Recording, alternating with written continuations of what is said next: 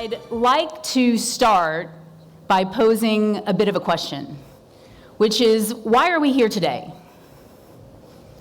And I think we're here because in a remarkably short period of time, the way that we as customers buy goods and services, the way that we as companies and brands have to interact with our customers and build experiences for them, and the expectations that they have fundamentally shifted, and this has happened in a remarkably short period of time, really about a 10-year span. And so customer experience has really, in that short time frame, gone from a nice to have, which it was just a few years ago, to mission critical.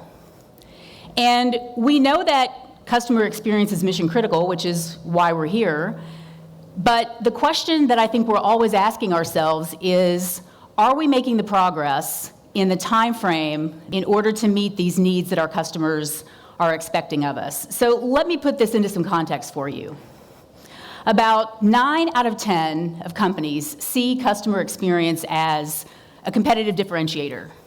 And 89% link it directly to commercial success, but 95% say their CX is in critical need of improvement, and only about 11% of businesses have achieved an NPS promoter score of promoter, which is the highest level of NPS, 11%. And this is impacting revenue because 61% of businesses are saying that they're losing revenue because they have a disconnected customer experience. And in the UK alone, this equates to about 37 billion pounds each year. And that's about 100 billion pounds worldwide each year.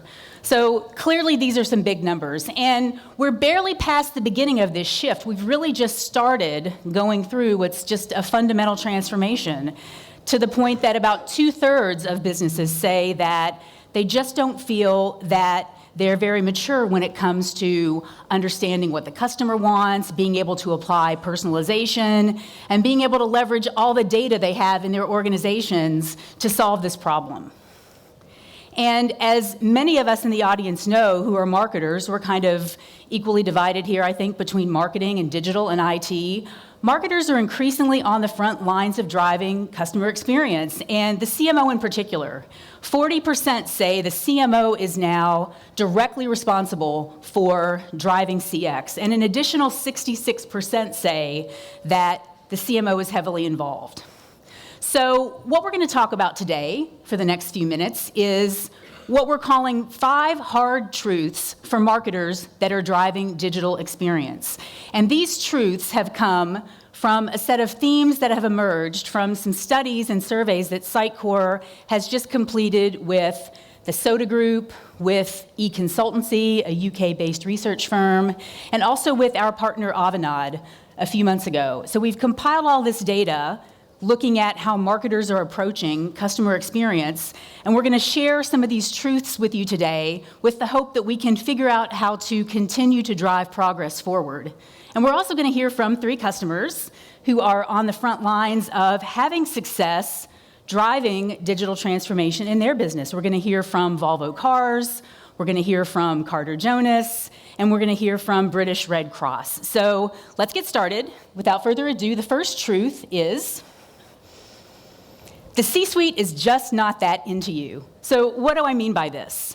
If you take a look at the gentleman in the photo here, he's clearly thinks he's pretty cool, and he's sitting there looking like he knows what's going on, but he's not really connected to his colleagues who are over on the left-hand side. So I want to start with a stat, which is probably my favorite stat of the presentation.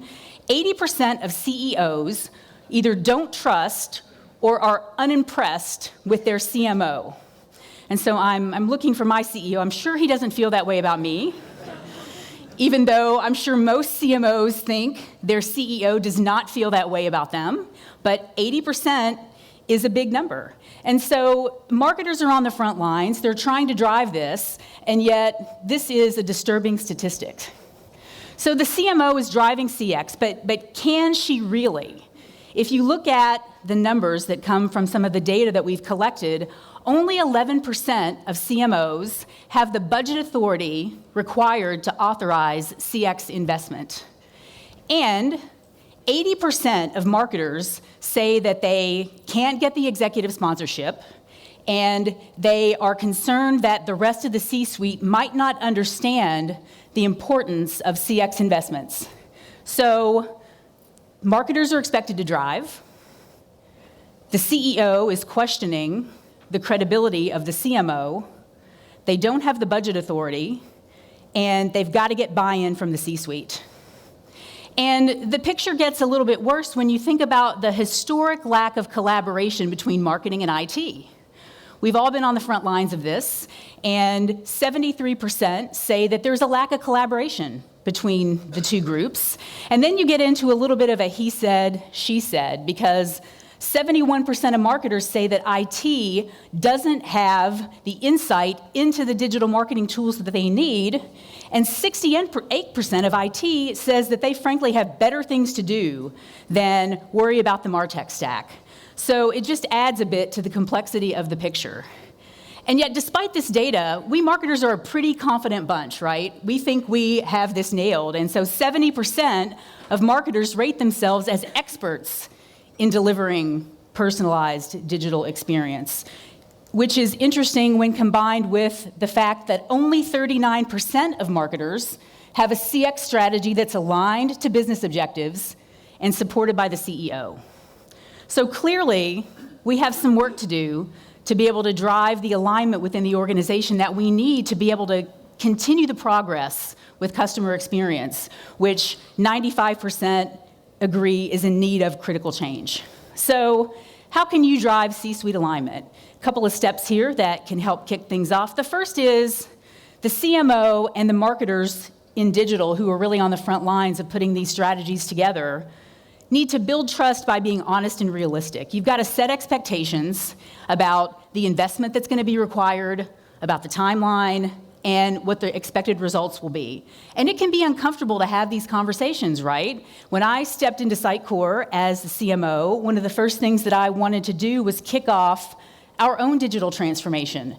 And so I started looking at the timeline of what it would take to do the project, and we all know that it takes a long time to do this right. You've got to get the digital strategy, you've got to get the resources aligned, you've got to get the technology roadmap, you've got to make implementation and investment decisions, and I found out it was going to take us about 9 or 10 months to do this, and I was very uncomfortable having that conversation with the C-suite, but we did it, and now we're most of the way through that transformation and looking forward to some exciting things to come in a few months. But being realistic about those expectations up front set the stage for some hopeful success. And step 2 is to document a clear strategic approach. You've got to have success metrics that are tied to the business, have them written down, and make sure that they're aligned with the strategy for digital transformation that's been agreed to probably at the board level and certainly at the C-suite level. And then step 3 is to know what's important to the rest of the C-suite. We as marketers have got to learn to speak the language of our colleagues and make sure that as we're building the case for customer experience and going around and talking about the investment and the complexity that's required, that we're putting it in the language of our peers and we know what's important to them and we can articulate the benefits that they're going to see that are so important to them. So those are 3 steps, and let's now move to our first customer who can hopefully shed some additional light on how to drive C-suite alignment and talk about the success that he's been having. And I'd like to introduce Volvo Cars, who I'm sure everyone in the audience knows who Volvo Cars is. They are a major global brand, and they've been on the front lines of digital transformation for quite some time and seeing some significant success. So can you please join me in welcoming to the stage from Volvo Cars, Rowan Holloway. Thanks for having me up here. It's really fun. Yeah, so we've got a lot to talk about here, and I know that the auto industry has certainly been through a lot in the last couple of years. You've got major upheaval happening in traditional business models. You've got things like Uber disrupting automotive. The millennials don't really seem to want to drive cars the same way that we all were eager to drive them when we turned 16 or however old the driving age is. Yep. And so you've had to face these market dynamics, and you've gone on, I think, quite a journey. Can you share with us a bit about this journey, and in particular, talk about the Care by Volvo program, which I think is very exciting? Sure. Yeah. So look, Care by Volvo is our car subscription model where you can literally subscribe to a new car online via our web and app technologies within a few minutes.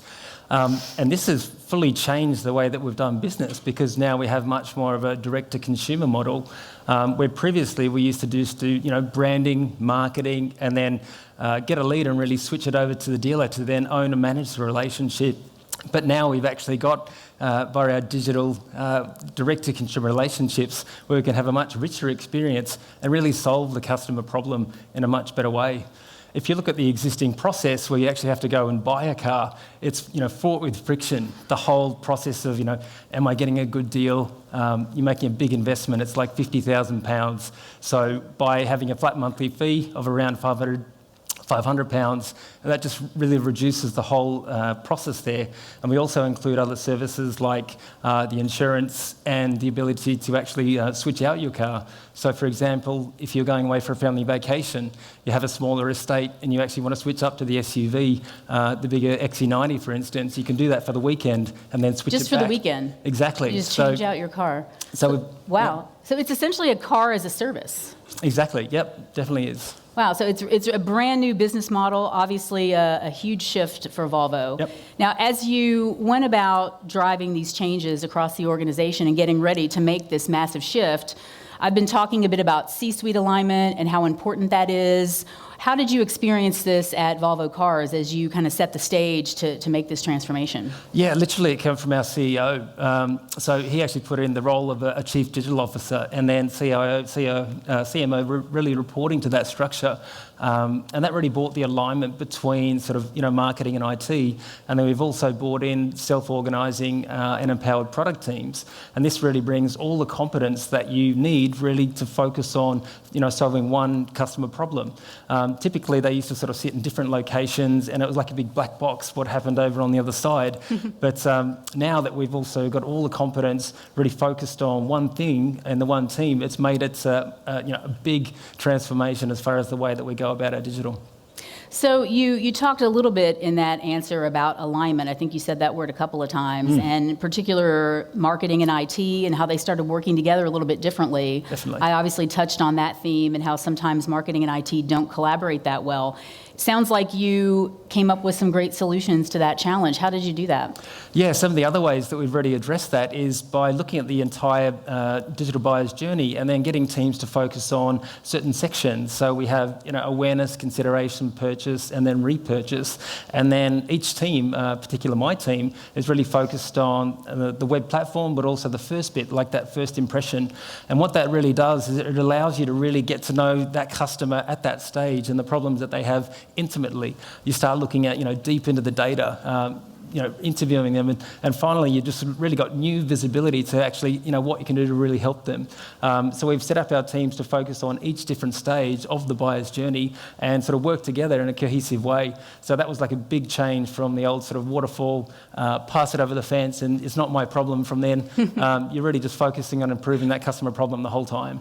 Well, and it's great that you were able to see such a significant difference in marketing and IT working together. So there is hope for that collaboration. Yes, definitely. I can recommend it if you haven't gone through that transformation. It definitely works, and obviously the agile way of working.